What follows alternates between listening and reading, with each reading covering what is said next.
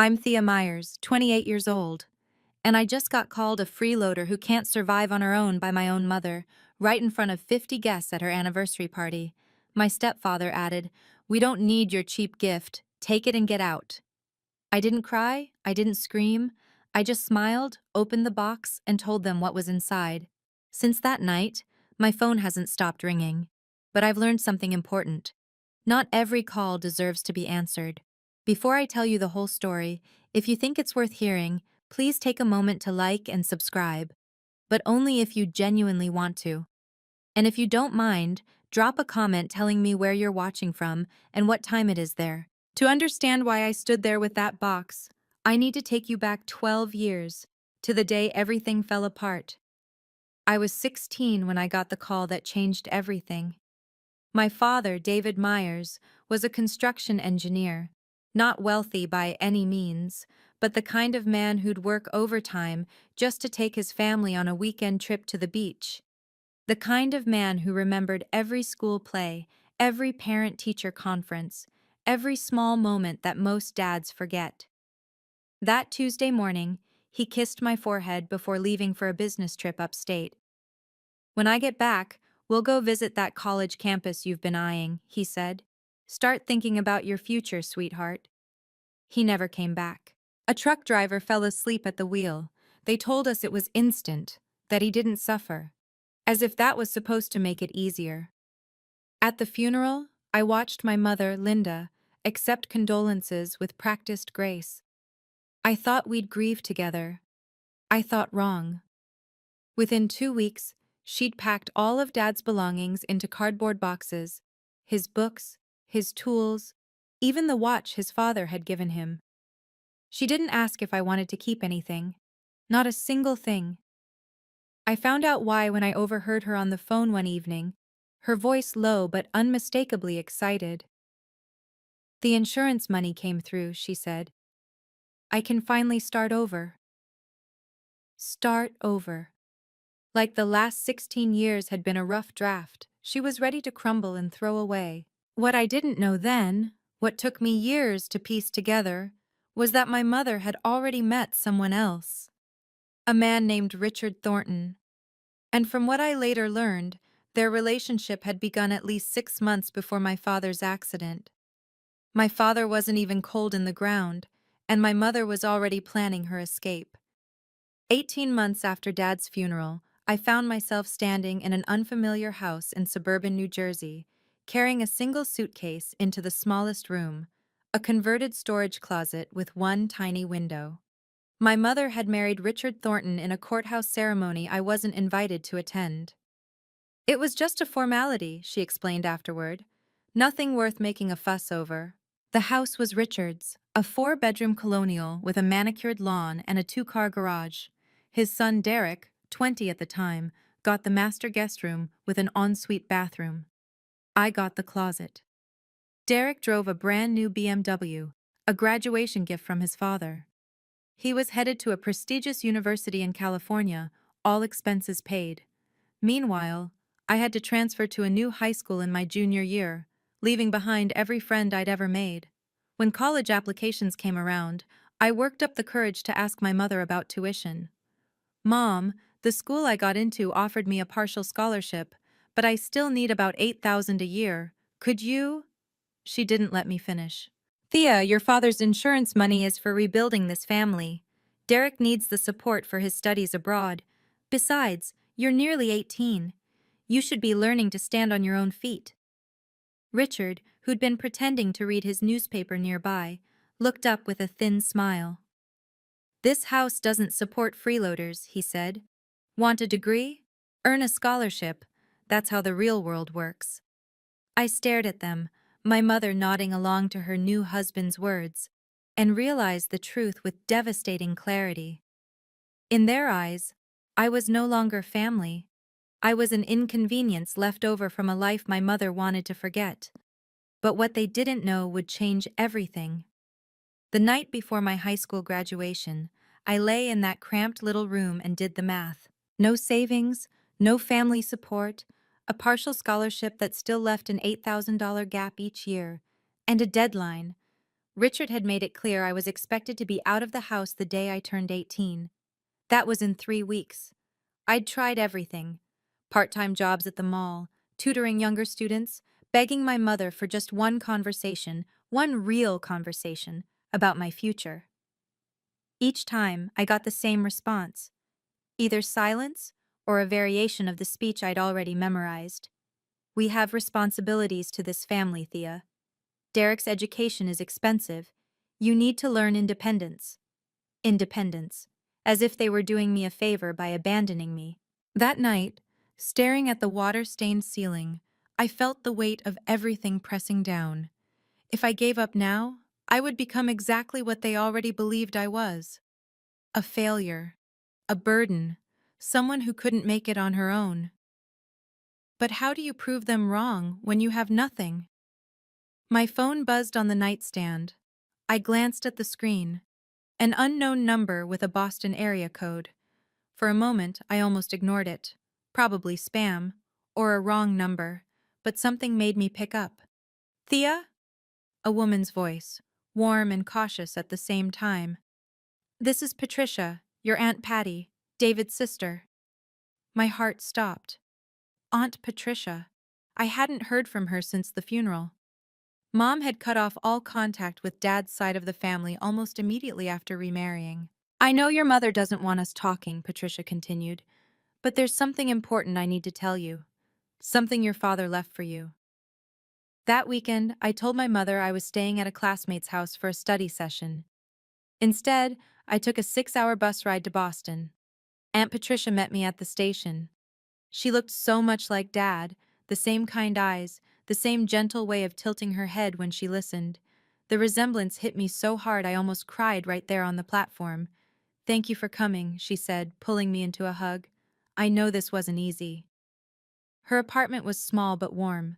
Photographs of Dad as a young man covered one wall, images I'd never seen before, memories my mother had erased from our home. We sat at her kitchen table, and Patricia placed her hands over mine. "Your mother and I never got along," she admitted.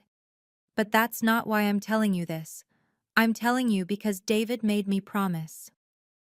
She explained how, after marrying Linda, my father had quietly begun to worry. Not about love. He loved my mother despite everything. But about what would happen to me if something went wrong. "Your dad didn't trust Linda with money," Patricia said carefully. "He saw how she spent, how she prioritized. He was afraid that if anything happened to him, you'd be left with nothing. So he planned ahead." I blinked. "Planned ahead how?" Patricia stood and walked to a closet in the hallway. When she returned, she was carrying a small wooden box with brass hinges. "Your father gave this to me 5 years ago," she said. "He made me promise to keep it safe, and to give it to you only when you truly needed it." She placed the box on the table between us. "I think, sweetheart, that time is now." My hands trembled as I opened the wooden box. Inside, resting on faded velvet, was a savings account passbook. The name printed on the front was mine, Thea Marie Myers. "Your father opened this when you were 3 years old," Patricia explained. "Every month, no matter how tight things got, he put something in. $20, $50, sometimes more if he got overtime." I opened the passbook to the last entry, $47,000. The room blurred. I couldn't breathe. "He never told your mother," Patricia continued. "He was afraid she'd find a reason to spend it, so he kept it in your name, separate from their joint accounts, and gave me the paperwork for safekeeping." Beneath the passbook was an envelope, yellowed with age. I recognized my father's handwriting immediately. The same script that had signed my birthday cards, my report cards, every permission slip for every school trip. I opened it with shaking fingers. "My darling Thea," the letter began. "If you're reading this, it means I'm no longer there to protect you. But I need you to know, I never stopped trying." I read on through tears. "I know your mother has her flaws. I know she doesn't always put you first. That's not your fault, sweetheart. It was never your fault. This money is yours. Use it to build the life you deserve. Don't let anyone tell you that you're not good enough. I've known since the day you were born that you would do extraordinary things. The letter ended with 3 words. I believe in you. For the first time since the funeral, I let myself cry. Really cry. Patricia kept the original letter. When you need proof, she said, I'll be here. I didn't understand what she meant then, but I would. I came back to New Jersey with a secret burning in my chest. My mother was waiting when I walked through the door, arms crossed, expression cold. Where were you really? I told you, study group. Don't lie to me, Thea. Mrs. Patterson called looking for her daughter, said there was no study session this weekend. I set down my bag, looked her in the eye. I went to see Aunt Patricia. The color drained from her face. For a moment, something flickered there. Fear, maybe, or guilt. Then it hardened into anger. I told you we don't speak to that side of the family anymore. You told me. You didn't ask me. This is my house, my rules. Actually, I said quietly, it's Richard's house. The silence stretched between us, like a wire about to snap. Richard appeared in the doorway, drawn by our voices. What's going on here? She went to Boston, my mother said, to see David's sister. Richard's lip curled. The one who couldn't keep her opinions to herself at the wedding she wasn't invited to? He stepped closer. Listen here. You're living under my roof. You follow my rules. And my rule is, we don't associate with people who disrespect this family. They are my family, I said. My father's family. Your father's dead. The words hit like a slap. My mother said nothing, did nothing. Richard smiled. After graduation, you're out. No negotiations. No second chances. Start figuring out where you're going to go. I held his gaze. Didn't flinch. Don't worry, I said. I already have. I walked past them both to my tiny room and closed the door. 3 weeks. That's all I had to endure. And then I'd be free. Graduation day arrived with perfect June sunshine and an empty seat where my family should have been. I walked across the stage alone, accepted my diploma alone, smiled for the photographer who asked if anyone wanted to take pictures with me, then shook my head and kept walking. My mother and Richard had other priorities.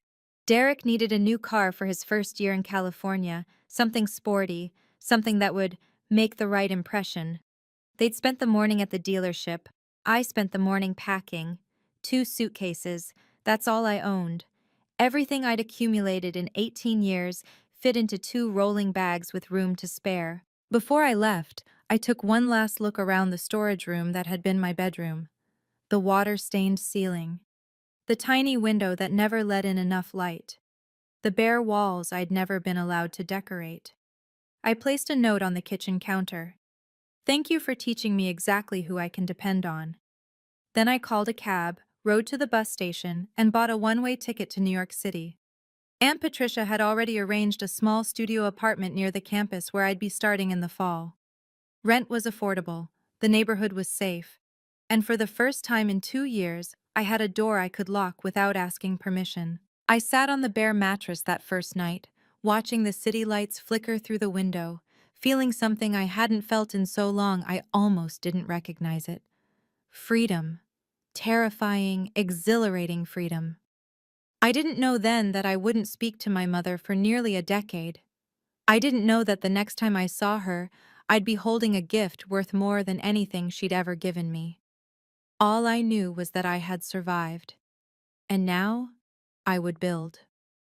10 years is a long time to stay silent. Freshman year. I waitressed at a coffee shop near campus, working 30 hours a week between classes. Some nights I survived on free day-old pastries and black coffee. I slept 5 hours if I was lucky. I never missed a single assignment. Sophomore year. I landed an internship at a small interior design firm downtown. The pay was nothing, barely enough for subway fare. But I learned more in 6 months than most people learn in 6 years. My boss noticed my eye for detail. She started giving me real projects. Junior year. Word spread. Clients began requesting me specifically. I started freelancing on the side, turning tiny apartments into spaces people actually wanted to live in. My portfolio grew, so did my savings. Senior year. I graduated summa cum laude. 3 firms offered me positions. I took the one that promised the most room to grow. At 25, I was promoted to lead designer at a prestigious Manhattan firm. My projects were featured in industry magazines. Clients with 7-figure budgets asked for me by name. At 27, I opened my own studio, Thea Myers Interiors. A small team, a growing reputation, and a client list that included some of the most influential addresses in the city. Through all of it, I kept my success private. No social media, no public interviews, no chance for certain people to find out what I'd become. Aunt Patricia was the only one who knew everything. She'd become my family in every way that mattered. And then there was Marcus. I met him at an architecture networking event when I was 26. He was kind, patient. He never pushed me to confront my past before I was ready. My mother never called, not once in 10 years. I was about to find out why. The invitation arrived on a Thursday in late September. I almost threw it away, thinking it was junk mail, one of those glossy charity gala requests that found their way to anyone with a Manhattan zip code. But the return address made me stop. Thornton Residence, Cedar Grove, New Jersey. Inside was a thick cream-colored card, embossed with silver lettering. You are cordially invited to celebrate the 15th wedding anniversary of Linda and Richard Thornton. 15 years. My mother had been married to that man for 15 years, and this was the first time she'd reached out. I called Aunt Patricia that evening. I got something strange in the mail today. When I told her, she went quiet for a long moment. I've heard things, Patricia said carefully. Through old friends from the neighborhood, Richard's business hasn't been doing well. Something about a failed expansion. They've had to make cuts. So they're struggling? Enough that people have noticed. Your mother's been less generous with her charity appearances lately. The country club membership is apparently in question. I stared at the invitation on my kitchen counter. You think that's why they want me there? I think your mother has never done anything without a reason. She was right. Linda Myers, Linda Thornton now, operated on calculation. If she was extending an olive branch after a decade of silence, it wasn't because she missed me. It was because she wanted something. What are you going to do? Patricia asked. I picked up the invitation again, ran my thumb over the embossed lettering. I'm going to go. Are you sure? Not for her. For me. I need to close this chapter.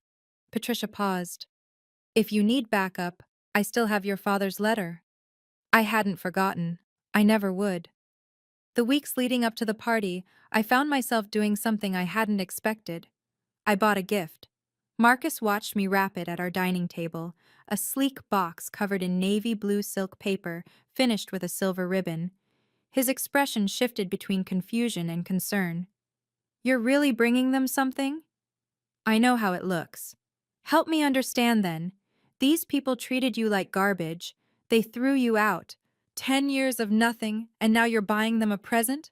I smoothed the ribbon carefully, aligning the bow. It's not about them. It's about who I want to be. Inside the box was a single key on a velvet cushion. Beneath it, a property deed. A 2-bedroom apartment in a quiet neighborhood in Manhattan. Not flashy, but solid. Safe. The kind of place where someone could start over. $450,000. Money I'd earned myself, dollar by dollar, late night by late night. I wanted to give her a chance, I explained. A real one. If she's changed, if there's any part of her that regrets what happened, this could be a new beginning.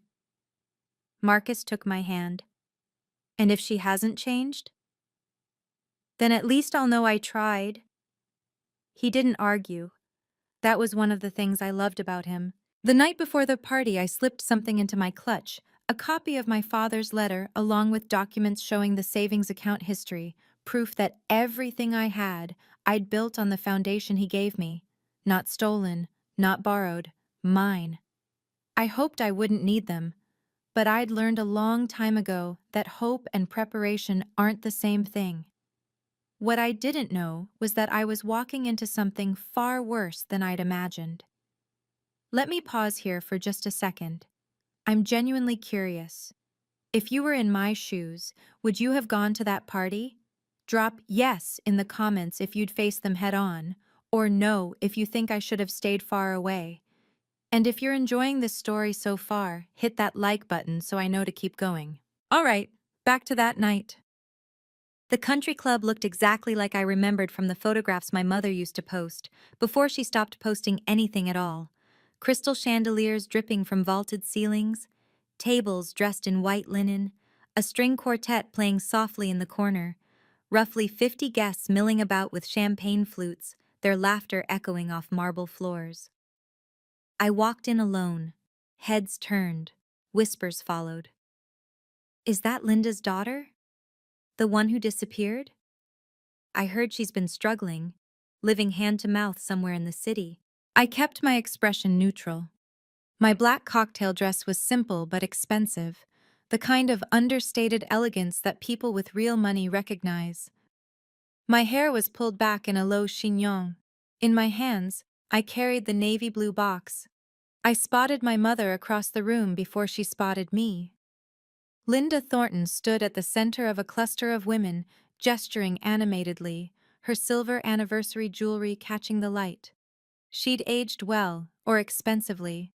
Her smile was bright and practiced, the smile of someone who had spent years perfecting her public performance. Then her eyes found me. The smile froze, just for a second. A flicker of something, surprise, calculation, annoyance, before the mask slid back into place. She didn't come to greet me, didn't wave, just gave me a slight nod, the way you might acknowledge the caterer. Thea! I turned. Derek stood behind me, champagne in hand, smirking like we were old friends. So, the prodigal daughter returns. He looked me up and down. Coming to beg for scraps? I met his gaze evenly. I was invited. Sure you were. He stepped closer. Word of advice? Don't embarrass yourself. Nobody here cares about you. I smiled slightly. Then nobody should mind if I stay. Derek hadn't changed. 32 years old and still coasting on his father's money, what was left of it anyway. I'd done my research. The California degree had led to nothing. He'd bounced between consulting jobs, each one more vague than the last, before returning home to work for Richard in some made-up management position. Let me guess, he said, swirling his champagne. You're here for a handout. I'm here because I received an invitation. Right, he laughed. My stepmother felt sorry for you, said you'd probably show up in something from Goodwill, but we should be gracious anyway. I felt the familiar burn of anger, but I'd had 10 years to learn how to keep it contained. Is that what she told everyone? Among other things. Derek leaned in conspiratorially. That you couldn't hold down a job, that you blamed everyone else for your problems, that you're basically homeless. So that was the narrative. My mother had spent a decade painting me as a cautionary tale, the ungrateful daughter who couldn't survive on her own. Interesting, I said calmly. What's interesting? That she talks about me at all, since she hasn't called me in 10 years. Derek's smirk faltered slightly. Whatever, just don't cause a scene. He nodded toward the gift in my hands. And don't expect anyone to be impressed by whatever that is. We all know you can't afford anything decent. I thought about telling him, thought about watching his face change when he realized exactly who I'd become. But not yet, not like this. Excuse me, I said. I should go congratulate the happy couple. I walked past him toward the main table, where my mother sat like a queen surveying her court. The box felt heavier with every step. The table fell silent as I approached. Richard sat at my mother's right nursing a whiskey. His face had grown harder over the years, deeper lines, a permanent furrow between his brows. The look he gave me was the same one he'd worn the day he told me to get out. I stopped in front of them and placed the box on the table. "Happy anniversary, Mom." My mother glanced at the gift like it might bite her. Then she turned to the women beside her, a cluster of country club regulars in pearls and designer dresses, and laughed. "Oh, look, my daughter decided to show up after all." The women exchanged glances, polite smiles that didn't reach their eyes. "That's a lovely box," one of them offered. My mother didn't touch it. "I'm sure it's very thoughtful." She emphasized the word like it was a joke. Thea was never very good with gifts, or money, or planning ahead, really. Richard snorted. "Remember the Christmas she gave us those homemade picture frames?" Laughter rippled through the table. "What's in it?" another woman asked. My mother shrugged elaborately, pushing the box aside. "Probably something from a clearance rack. That's about all she can manage these days." Her voice was louder now, performing. "This is my daughter, everyone, the one I told you about." She gestured at me like I was an exhibit. "Hasn't called in years, couldn't manage to finish college properly, and now she shows up here with—" She waved dismissively at the box. "Mom, don't mom me." Her eyes hardened. "I know why you're here. You heard we were doing well and you came looking for a handout. Same as always." The room had gone quiet, dozens of eyes watching. "You're a freeloader, Thea. You always have been." Richard stood up, his chair scraping loudly against the floor.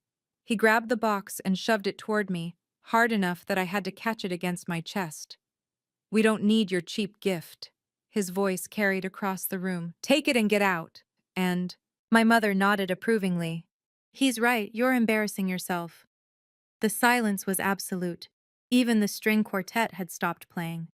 50 pairs of eyes burned into me, some pitying, some curious, some simply entertained by the spectacle. I could feel my heartbeat in my temples, the weight of every judgment, every assumption, every lie my mother had told about me pressing down. An older woman near the back shook her head slightly. A waiter froze mid-step, champagne bottle in hand. Someone whispered something that sounded like "poor thing." For a moment, I saw my 16-year-old self standing in that hallway, being told there was no money for her education. Saw my 18-year-old self carrying 2 suitcases out the door.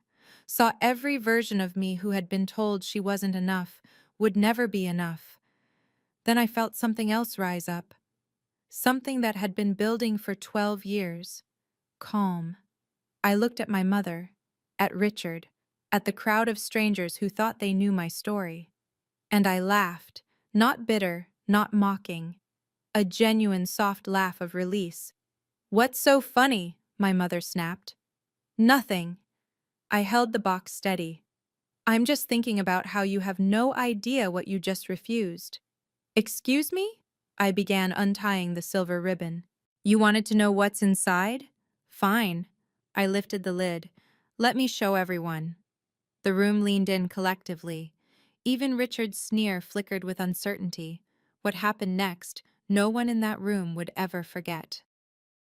I set the open box on the table where everyone could see. Inside, resting on a cushion of navy velvet, was a single silver key. Beneath it, folded precisely, lay a sheet of official-looking documents.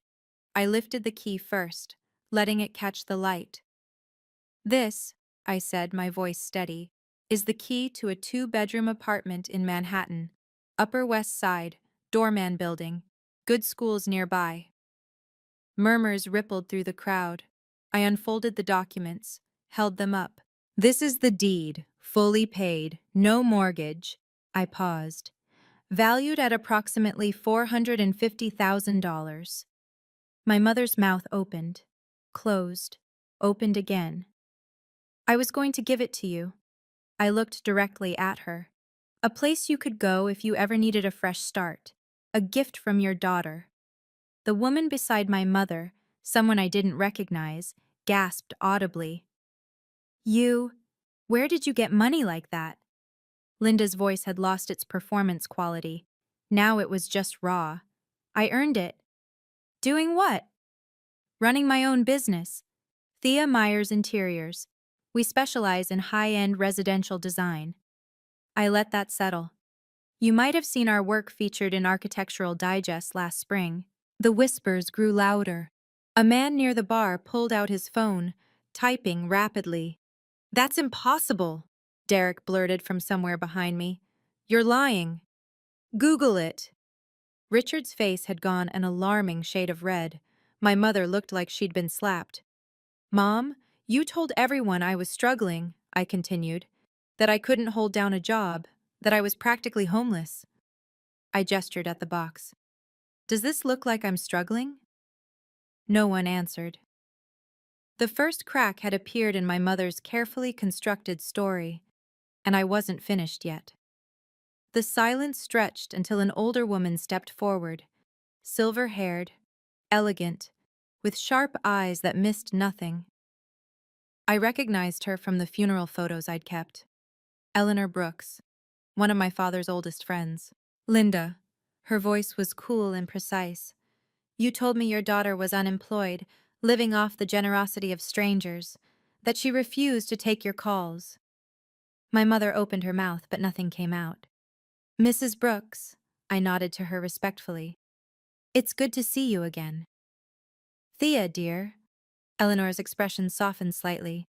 "I'm glad to see you're doing well, despite what I was led to believe." A murmur ran through the guests. More phones emerged. I could see people searching, reading, showing screens to each other. "She's really a designer," someone whispered. "There's a whole website." I turned back to my mother. "You never called me, Mom. Not once in 10 years. So where did you get your information about my life?" Silence. "You didn't," I answered for her. "You made it up. You told people whatever story made you look like the victim." I was protecting our family's reputation. By lying about your daughter?" Eleanor crossed her arms. "Linda, is this true? You've been fabricating stories about your own child?" Richard grabbed my mother's arm. "Don't answer that." "Why not?" I kept my voice even. "What else does she have to hide?" The room was watching now like spectators at a trial. I could see the shift happening, doubt spreading like cracks in ice. "While we're being honest," I continued, "let's talk about what really happened after my father died. About the insurance money. About where it actually went." My mother went pale. "Thea, don't." "Don't what? Tell the truth?" I reached into my clutch. I pulled out a folded piece of paper, yellowed at the edges, creased from years of careful handling. "This is a letter," I said, "written by my father, David Myers, before he died." Eleanor's hand went to her heart. "Your father wrote you a letter?" "He did." I unfolded it slowly. "And I think everyone here should hear part of it." My mother lunged forward. "Give me that!" Richard held her back, his own face ashen. I began to read. "My darling Thea, if you're reading this, it means I'm no longer there to protect you." My voice stayed steady despite the tremor in my chest. "I know your mother has her flaws. I know she doesn't always put you first. That's not your fault, sweetheart. It was never your fault." A woman near the front wiped her eyes. "I've put aside money for you, separate from anything your mother can access. Use it to build the life you deserve. Don't let anyone tell you you're not good enough." I lowered the letter. My father knew. I looked at my mother. "He knew that if something happened to him, you wouldn't take care of me. So he made other arrangements." "David wrote that?" Eleanor's voice was barely above a whisper. "Linda, you told me he left nothing for Thea, that the insurance barely covered the funeral." My mother said nothing. "The insurance payout was over $200,000, I said quietly. "I never saw a penny of it. It went to this house, Derek's education, a new car, a country club membership." The crowd's murmuring had become a low roar. Richard pulled my mother close, whispering urgently. She looked like a woman watching her carefully built world crumble. For the first time in 12 years, she had no script. "I need to pause here for just a moment. Can you guess how my mother reacted to all of this? Drop your prediction in the comments. I'd love to see if anyone gets it right. And if this story is hitting close to home for you, hit that like button. It really helps more people find these videos, especially those who might need to hear this. Now here's what happened next. My mother recovered faster than I expected. Tears welled in her eyes. The same tears I'd seen her summon countless times before when she needed sympathy. Thea, sweetheart. Her voice cracked perfectly. I'm so sorry. I didn't know. I didn't realize how much I'd hurt you. She reached for the box. Let me make it right. We can start over. I'm your mother. I pulled the box back before her fingers could touch it. No. The word hung in the air. What do you mean, no? The tears dried instantly, replaced by something sharper. I brought this gift for someone who deserved it, someone who might actually want a real relationship. I closed the lid with a soft click. You're not that person. You can't do this to me. Her voice rose. Not in front of everyone. You did it first. The room had gone deathly still. 5 minutes ago, you called me a freeloader in front of every person here, I said. You told them I was worthless, that I couldn't survive on my own. You've been telling them that for 10 years. That was different. How? I tucked the box under my arm. You humiliated me publicly. You lied about me publicly. And now you want what I have? That's not how family works. Eleanor stepped closer, watching the exchange with a mixture of fascination and something like respect. If I'm being honest, I continued, I came here hoping you'd changed. Hoping there was some version of you who actually wanted a daughter, not a target. My mother's mask slipped entirely. Pure fury blazed underneath. You ungrateful little... I'm grateful, I cut her off. Grateful I learned early exactly who you are. I turned toward the door. This apartment will go to someone who actually loves me. Richard blocked my path before I reached the exit. Now hold on. His voice had shifted to something almost friendly, the tone of a salesman sensing a slipping deal. Let's not be hasty. We're family. Families have disagreements. We're not family. You made that clear 17 years ago. Things were said in the heat of the moment. You told me your house doesn't support freeloaders. I met his gaze without flinching. So I left and built my own. Why are you complaining now? Derek appeared at his father's shoulder. Look, I know we haven't always... He trailed off, searching for words he'd never needed before. But this is crazy. You can't just walk out with a $500,000 apartment. I can do whatever I want with my money. It's just... Derek laughed nervously. Come on. We're practically siblings. We're strangers who shared a house for 2 years. And in that house, you got everything. I got a closet. Richard tried again. What if we talked about this like adults? Maybe there's an arrangement. I'm not interested in arrangements. I stepped past them both. My mother had risen from her chair, makeup streaking where the tears had run. Real tears now, maybe. Or just a better performance. Thea! Her voice cracked. Thea, please.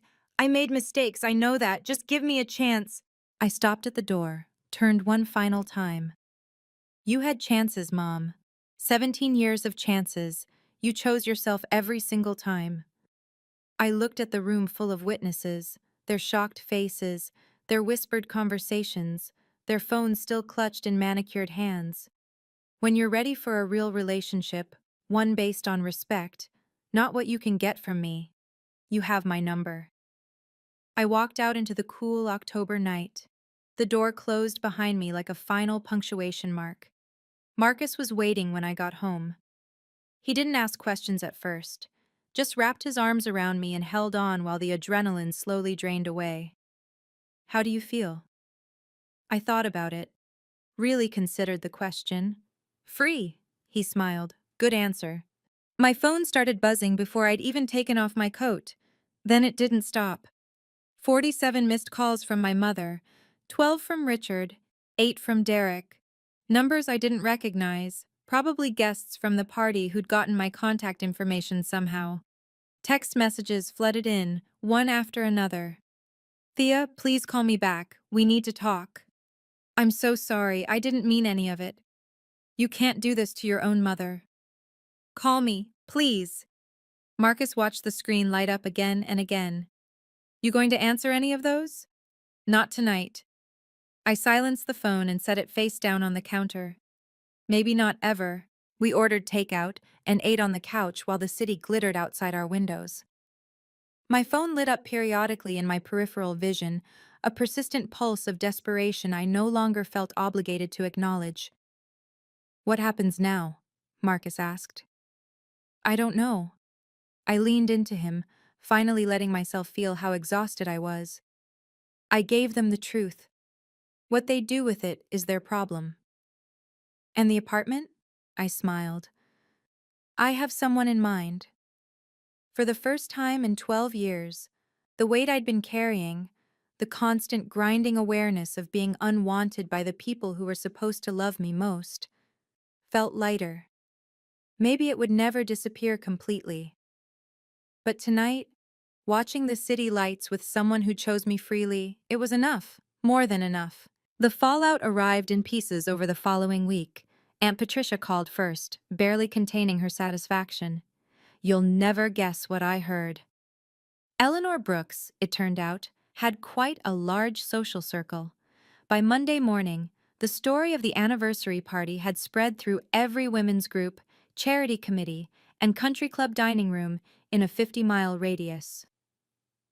Linda tried to do damage control, Patricia reported. Told everyone you'd misunderstood, that the letter wasn't real, that you'd always been difficult. Did anyone believe her? Not after 3 separate guests confirmed they'd Googled your company during the party. Patricia's voice carried a note of grim satisfaction. Your website got 1,500 visitors that night alone. The business consequences came next. Richard, I learned, had been in the middle of negotiating a major contract with a regional supplier. The supplier's CEO was a close friend of Eleanor Brooks. After hearing what happened at the party, they'd requested additional time to review the terms. Additional time stretched into weeks. The deal eventually went through, but at significantly less favorable terms. Derek's mother, Richard's first wife, apparently caught wind of the drama from her own social network. She called Derek to express her profound disappointment in how he'd treated his stepsister and cut his monthly support check by half. None of this brought me joy.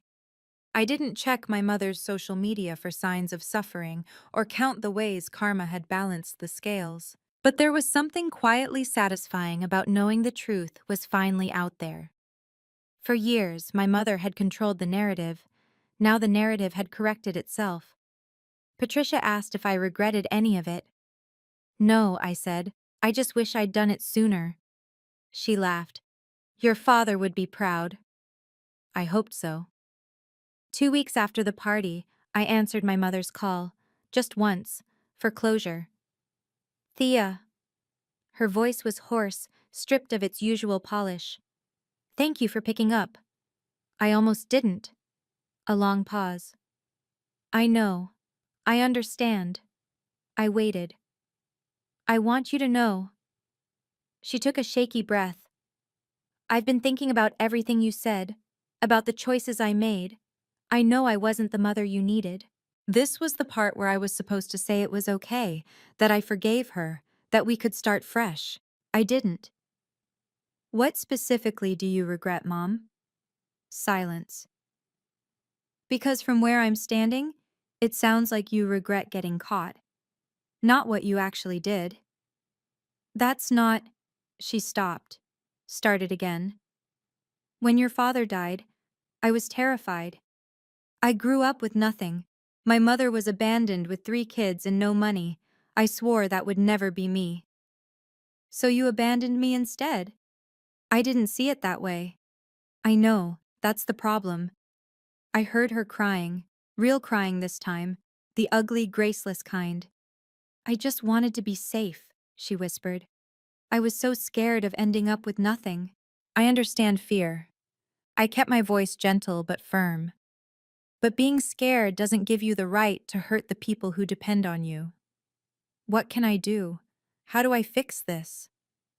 I don't know if you can. I took a breath. But if you want any kind of relationship with me going forward, it has to be real, equal, no manipulation, no stories about me to your friends. Okay? And no calling to ask for money or favors. A longer pause. I understand. I hope so, Mom. I really do. I hung up. It wasn't forgiveness, but it was a boundary. 6 months later, I gave away the apartment, not to my mother, to Aunt Patricia. She stood in the empty living room, tears streaming down her face, the key clutched in her hand like a lifeline. Thea, I can't possibly. You can. I hugged her tight. You're the one who saved me. You kept Dad's promise when no one else would. This is yours. She'd spent 30 years in that tiny Boston apartment, paying off nursing school debt, working double shifts at the hospital. She deserved a place with good light and a doorman and neighbors who brought cookies at Christmas. The feature in Architectural Digest led to 3 new high-profile clients. My team expanded from 4 people to 7. Marcus and I got engaged on a quiet Tuesday evening. No fanfare, no audience, just the 2 of us and a ring that had belonged to his grandmother. I built a family, not the one I was born into, but the one I chose. Patricia, Marcus, my college roommate who'd let me sleep on her floor during the hard years, my first boss who'd believed in me before I believed in myself. My mother called once a month. Short conversations, surface level. She never asked about the apartment again. Richard's business stabilized eventually. Derek got a real job, according to the grapevine, something in sales. Whether any of them had actually changed or just learned to hide their true selves better, I couldn't say. It didn't matter anymore. I'd spent so many years waiting for my mother to love me the way I needed, to choose me, to prove that I was worth something. What I finally understood was that I'd been asking the wrong question all along. The real question wasn't whether I was worth loving, it was whether she was capable of it. Sometimes, late at night, I write letters I'll never send. This one is addressed to a 16-year-old girl standing in a hallway, being told she's not worth an $8,000 investment. Dear Thea, I know you're scared right now. I know you're lying in that little room with the stained ceiling, wondering if everyone is right about you. If you're really as worthless as they make you feel, you're not. The people who were supposed to protect you chose themselves instead. That's their failure, not yours.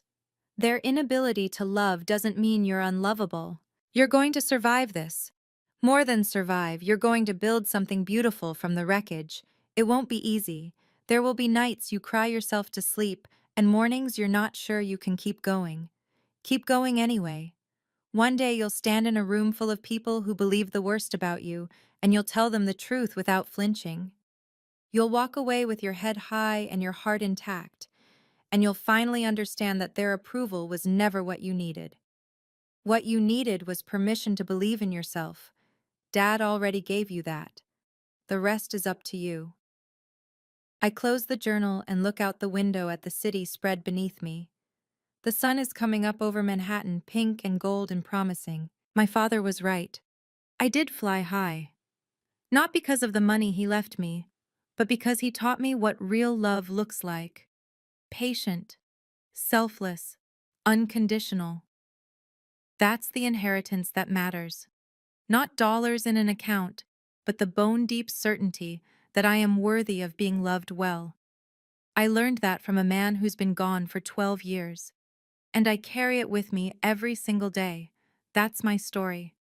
If you're in a relationship where you feel diminished, dismissed, or made to believe you're not enough, I want you to know something.